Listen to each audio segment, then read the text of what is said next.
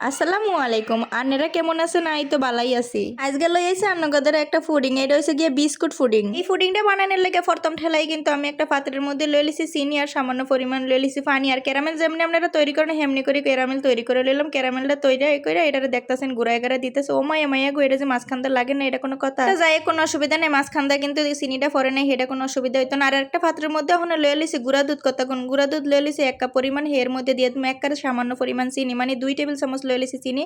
চিনি কম বেশি দেওয়া যাবে, কোনো অসুবিধা নেই, এটার কোনো মাপচুপ কোনো কিছু লাগবে না। চিনিটা দিয়ে এরপরে আবার কিন্তু এটা লাড়াছাড়া করলাম, কইরা এটার মধ্যে দেখেন কি কামটা করতে আসি। এই পুডিংটা কিন্তু হগলে বানায় একবার খাইয়া দেখেন, অনেক টেস্ট হইব। আর এই যে আমার কাছে কিন্তু এসেন্স নাই, একটু এসেন্সটা দিলে ডিমের যে একটা গন্ধ সেই জিনিসটা থাকে না, হের লেগে আমি এনে দিয়ে দিছি। এই যে গুঁড়া করা এলাচ আছে না, সেগুলো দিয়ে দিছি, কোনো অসুবিধা নেই। আপনারা চাইলে কিন্তু ভ্যানিলা এসেন্সটা দিতে পারেন, হেটার গ্র্যান্ড আরও ভালোইবা।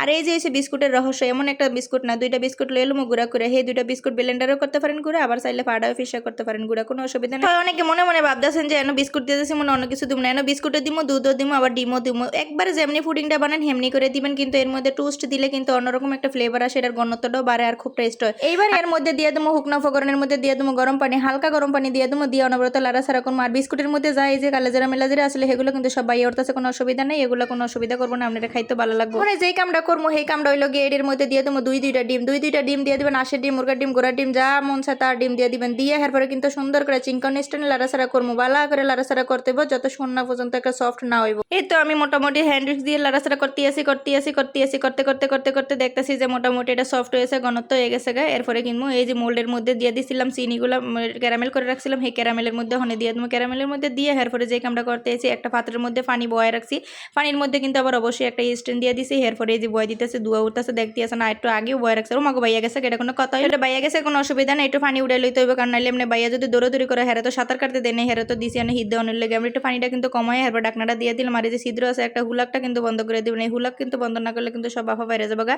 আর এই যে 20 মিনিট ফরাই পড়ছি, 20 মিনিট ফরাই দেখতেছি যে আমার বিস্কুট পুডিং অলরেডি শেষ হয়ে গেছে বানানো। কি পরিমাণ দোয়া করতেছে, এনে ভয় পাইতেছে কেমনে উড়া মুলুস নিটা দিয়ে মাগমা সাহস পাইতেছেন, এটা কোনো কথা? এমন গরম হয়ে গেছে গা, আল্লাহ রে আল্লাহ। যাই হোক, এই যে এটা যখন হিদ্দতে দিবেন, তখন হিদ্দ অনেক সময় কিন্তু অবশ্যই ভালো করে বাফে দিয়ে দিবেন। আমি কিন্তু প্রথম ঠেলায় কিন্তু কাছের একটা ডাকনা দিছিলাম, দেখতেছি হেটা দিয়ে ভালো করে মিল মতো নয় না, হেলে কিন্তু সিলভারের একটা ডাকনা দিছিলাম।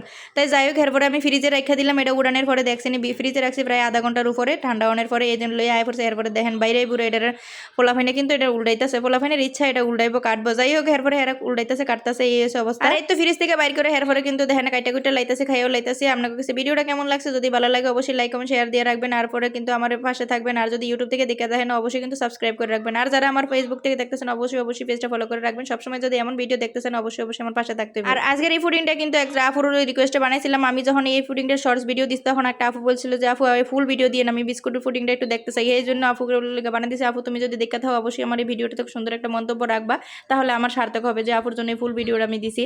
আর আজকের মতো বিদায় নিতে হবে, সবাই ভালো থাকেন, সুস্থ থাকেন, সবার সুস্থতা কামনা করছি, সবাই আমার জন্য দোয়া করবেন। আল্লাহ হাফেজ।